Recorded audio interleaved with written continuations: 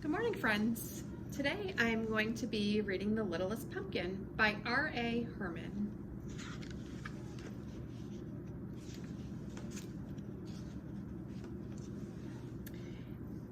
It was Halloween, and there were 18 pumpkins left at Bartlett's farm stand.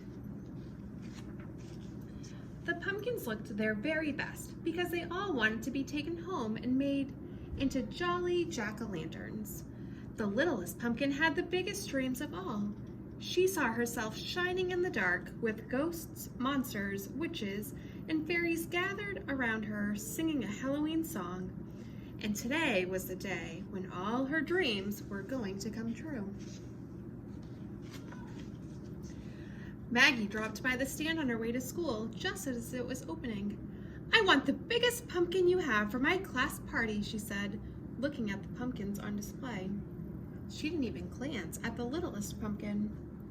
The pumpkin Maggie chose was so big, Mr. Bartlett had to help her put it in her mother's car. Then the twins arrived. Jess wanted the roundest, fattest pumpkin. Jen wanted the tallest, skinniest pumpkin. They both knew exactly what they wanted their jack-o'-lanterns to look like. Later that morning, Mrs. Garland's class came to the farm stand to buy apples and pumpkins for their Halloween party. The littlest pumpkin was very excited when she saw all the children. "Now certainly I will be chosen by someone and made into a jack-o'-lantern," she thought. But no one chose the littlest pumpkin. All day long, people came to the farm stand to buy pumpkins. Mr. Potter ran in to choose a pumpkin for his daughter, Kate. Poor Kate was home with the flu, but she had drawn pictures for her dad so he could see exactly what kind of pumpkin she wanted. Mr. Potter looked at every single pumpkin until he found the right one.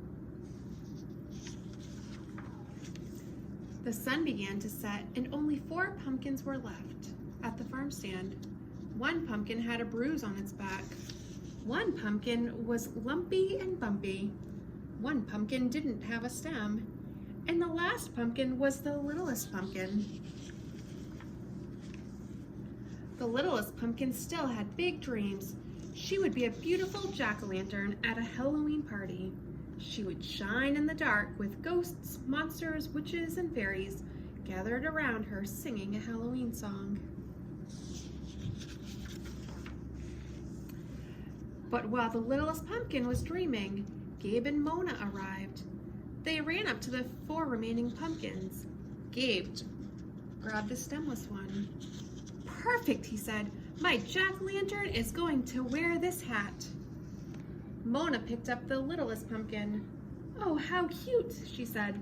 The littlest pumpkin was so happy. All her dreams were going to come true. "But it's too small for me to carve into a jack-o'-lantern," said Mona, putting it down. Then she picked up the lumpy bumpy one and said, "Now, this one is perfect." Soon it was dark and the stars began to sparkle in the sky. Mr. Bartlett was cleaning up. "Oh, please don't close yet," thought the littlest pumpkin. "I must be a jack-o'-lantern for Halloween." Suddenly, Mr. Bartlett heard someone calling his name. "Mr. Bartlett! Mr. Bartlett!" It was Sam. "Please wait," said Sam. "I need a pumpkin for my party tonight." Mr. Bartlett picked up the bruised pumpkin and told Sam that if he turned it around, it would make a very nice jack-o'-lantern. Sam agreed, but with that, Mr. Bartlett closed the farm stand. So there in the dark on Halloween night sat the littlest pumpkin. She was all alone. Or so she thought.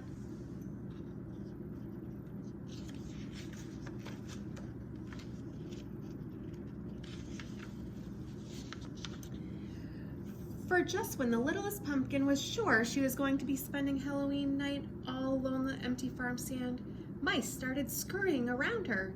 They were decorating everything, wearing tiny costumes and carrying all sorts of Halloween goodies. And before the littlest pumpkin knew what was happening, She found herself in the middle of a Halloween party. Mice dressed in costumes were bobbing for cranberries, playing pin the tail on the squirrel, and eating cheese and crumbs. Then the best thing of all happened.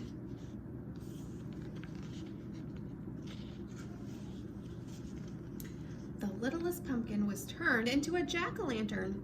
She was shining in the dark with ghosts, monsters, witches, and fairies gathered around her, singing a Halloween song. All her big dreams had come true on Halloween night. I hope you guys enjoyed your story.